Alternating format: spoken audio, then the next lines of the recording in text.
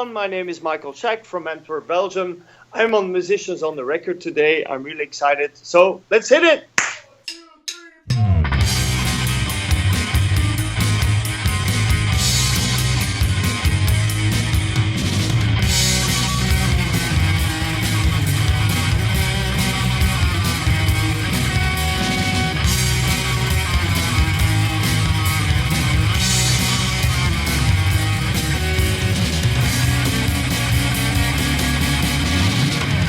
This is huge, musicians on the record. Bring it on. Speaking of progressive drummers, obviously the guys at Dromio's, the folks at Dromio, I mean, what they've created online is pretty incredible and brought just more drumming into the culture. Can you talk a little bit about your relationship with them and how that all got started? Well, it's a very simple thing. One of my best Roland friends, Darren Schack, he's the drum and percussion manager for Roland in Canada, said, "Hey, man," and that we're in the beginning of 2013 now. Okay. January. He said, "Hey, you're coming over with Netsky for this tour." Of course, Roland was supporting the drum set and also the rest of the backline. And he said, "Hey, there's this incredible new initiative here in Canada, and it's really turning heads. It's called Dromio." And Jared Falk and Dave Atkinson would like to invite you to the studio and do a live lesson. Wow. And I didn't know Dromio at all. So I went online and I said, "Damn, okay, I missed that." So we went in there one afternoon. We set up the V drums. It was at that time it was the TD30, which was only 1 year old, and we did a live lesson, and it looked amazing. It was a professional studio with lights, and it was in the middle of it was in a house. Really? A railroad in the middle of nowhere outside of Vancouver. Really? Wow. And I really connected with the guys, and we did this lesson, and they didn't know me, I didn't know them, but something happened. Yeah. It clicked. Yeah. And I just did my thing, and Dave was, and this clip is still online. It's actually still has a lot of views now. Yeah. And we started talking while packing up, and suddenly Jared and Dave said, "Hey man, you're from Belgium. How many languages do you speak?" I said, "Yeah, I speak French as well." You know what? Here in Canada, we're the same because we have 2 languages. Yes. And we have this plan, maybe one day, But by the way, how's your internet connection? Yeah. And I said, "Yeah, we're on cable internet. Would you be interested in maybe streaming some kind of lesson one day out of your studio? Do you have a studio? Yeah. Do you have internet at the studio? Yeah. Are you interested in investing some money in your own video setup?" I said, "Yeah, okay, let's do this." Yeah. And then my first lesson, their technical guy, Victor Guidera, an amazing talent, helped me get a small video setup together, how to stream, and so on, so on. So it was very experimental for me, and I had a lot of headaches because some of the things weren't working. And I went online. My first affiliate instructor drum lesson for them was on July 13, 2013, in the middle of summer here. Yeah. And immediately it got good reactions, and it just happened. Yeah.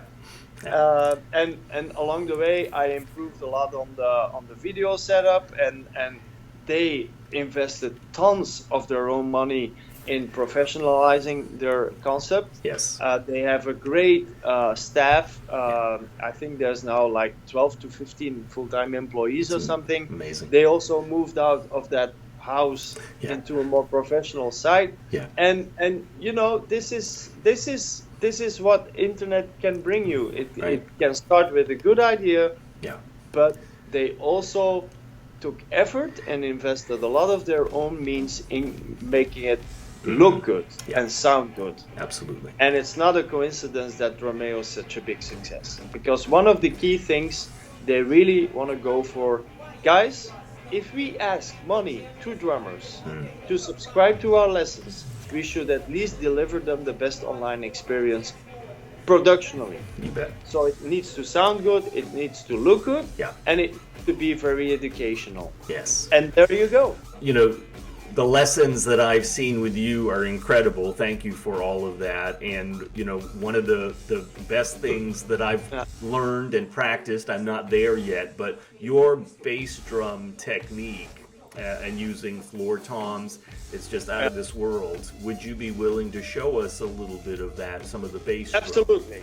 Yeah, great. It's not a technique. It's just something that can happen when you're a fan of, like, for instance, funk music. Yeah, yeah.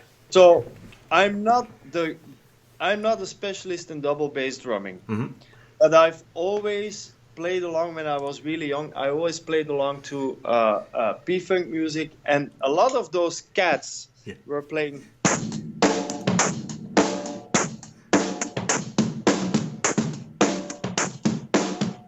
That's only with one hand. And you know what?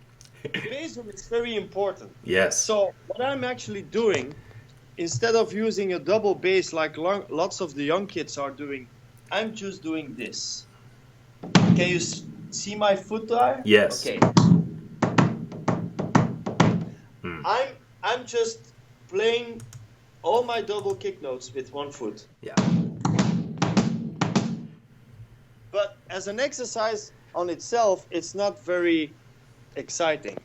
So then I listen to Dennis Chambers in his P-Funk years, or to Billy Cobham doing it with 2 feet. Yeah. And I just did a lot of this, Dave. This is the main exercise I did to develop my foot technique. Okay.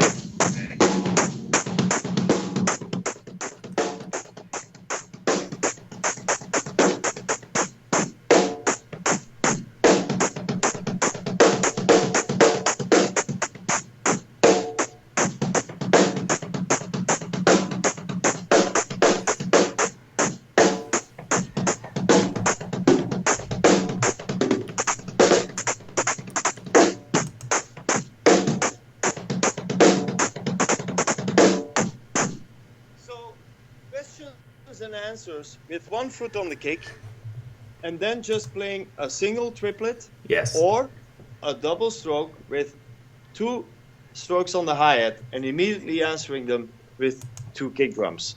That's all. Yeah. But you need to stick with it. You need to use it in your daily band rehearsal thing. Yeah. And then it becomes one of those vocabulary things you don't think about, but you just do it.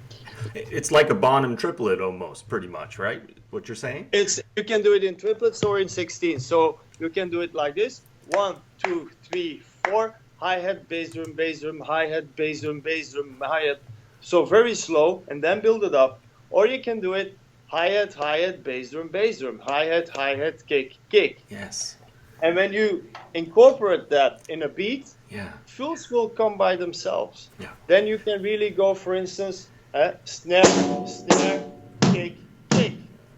It's just the same thing.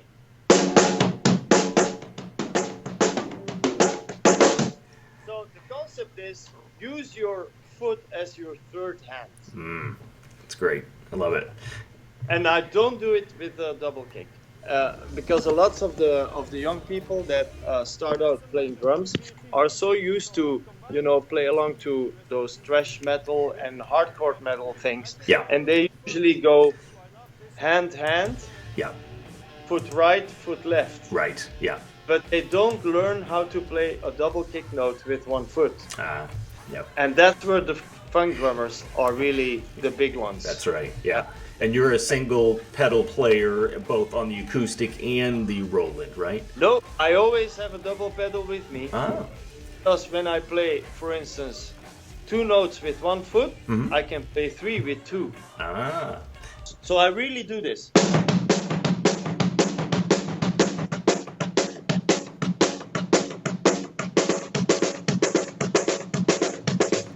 But when I go double pedal, I can play 3 notes. But the first 2 notes will still be the same foot. Yeah, love it. That's So great. I'm not doing right, left, right. I'm always doing right, right, left. Yes, got it. And then it becomes something like this. Let me...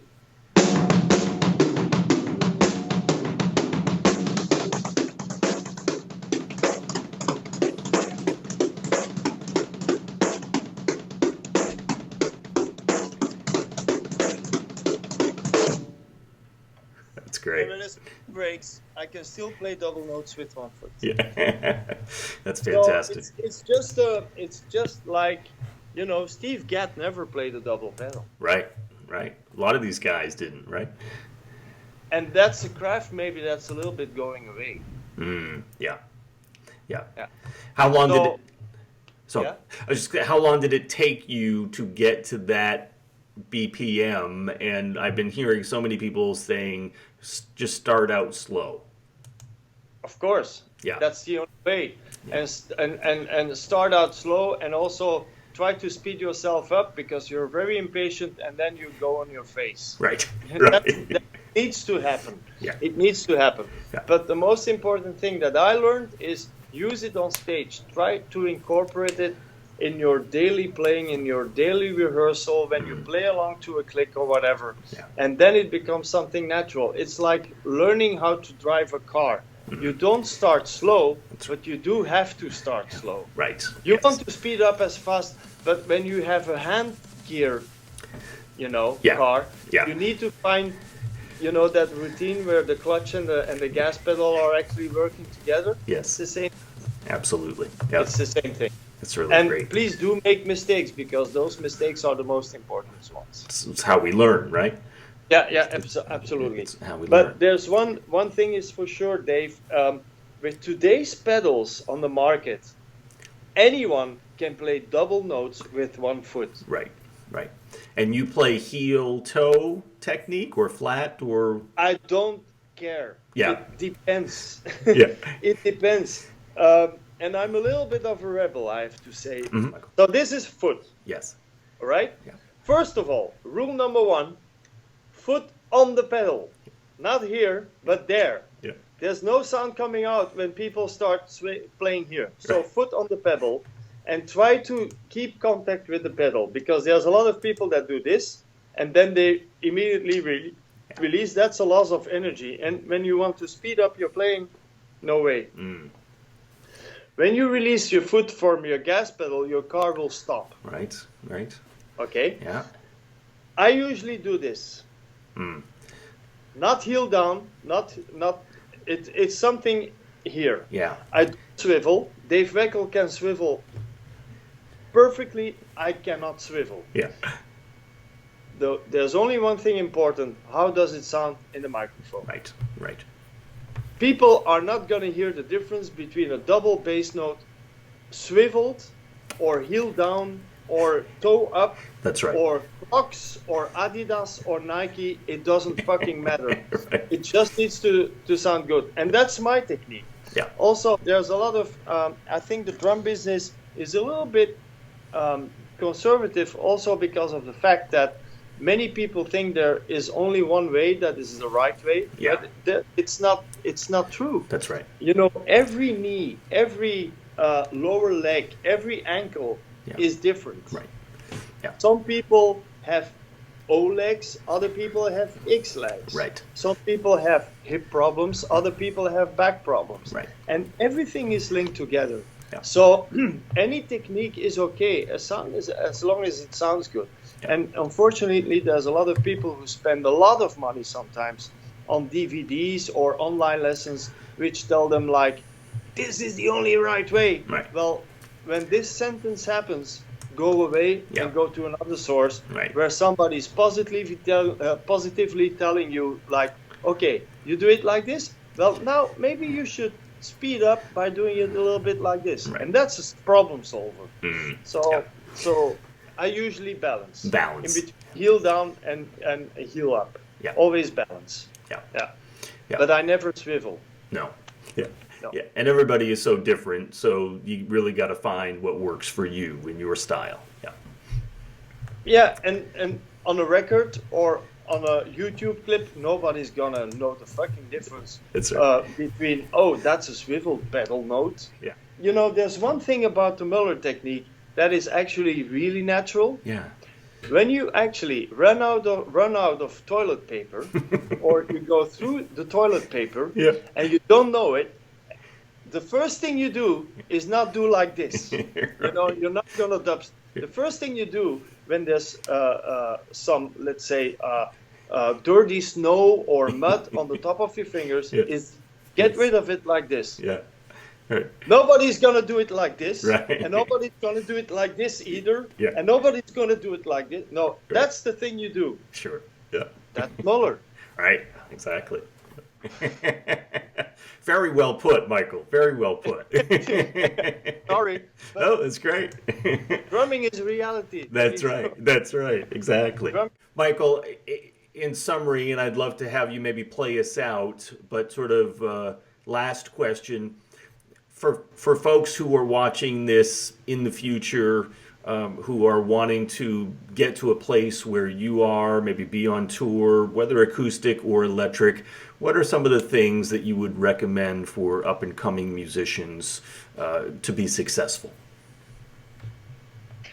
First of all, and that is really the big influence also of electronic music, be a tight player with a click. Yeah. Number one. Yeah. You will not get a good band position or a good studio job, or you will not be able to, let's say, be a functional drummer unless you are able to play a stable tempo. Yeah. The groove is very personal thing. You might be more of a laid-back player, or maybe a little bit more of a nervous upfront player than like some of the incredible punk drummers. Yeah. But they still know how to play with a click. Yeah. And in today's recording environment and also performance environment, there's loops involved sometimes. Yes. There is, for instance, studios where they don't record on tape anymore, okay? Right. But it records on hard disks. And all the bass drums and snare drums need to sound as consistent as possible. Yep. If engineers and producers are not able to cut your, to fix some things by cutting some samples up, that means that you didn't play in time. Right. So very simple. Yes. Second, always have a drum key with you. That's good advice. Yes. Yeah, it's very important because sometimes you see drummers go on stage, they don't have a drum key in their back pocket, and the first song the drums sound amazing, and by the third song the snare sound is totally fucked up because they adrenaline they hit. Just there's not one drum site that can hold the same tuning from song 1 till song 15 in a live performance. Right. It's all about adrenaline. Yeah. And then the third advice I would really like to share is smile. Yeah. Smile when you play music. Yeah. It's such a nice thing. Yeah. And sometimes you see amazing drummers with great technique and everything, but it just doesn't come across because they're like acting like as if they were at their own funeral. Right. Yeah. And there's one thing very important for an audience: when they see musicians enjoy themselves, it sounds better. Yeah, absolutely. It's infectious, right? Contagious that way. Exactly, and it sounds better when you see a big kick drum in front of the drum set. That electronic drum sample triggered with that big kick drum will sound bigger to them as with that small pad, and it's still the same sound. Yeah. The same goes for you for the drummer having fun on stage and being in control of the rest of the band. So those are, apart of course from practicing and so on, sure, those are actually today's key features to become a successful drummer, I think. Yeah. Thank you, Michael, for being on Musicians on the Record. What a pleasure. And you are definitely an inspiration to me, because I know you're not like a laid-back kind of, somber player. You are high energy, very smiling player. Dave, I'll tell you something. I like Netflix so much, I try to combine sports and drumming in the same hour. That's great. I love it. Will you give us, will you show us, will you play a little bit for us? Absolutely. And show us some of that.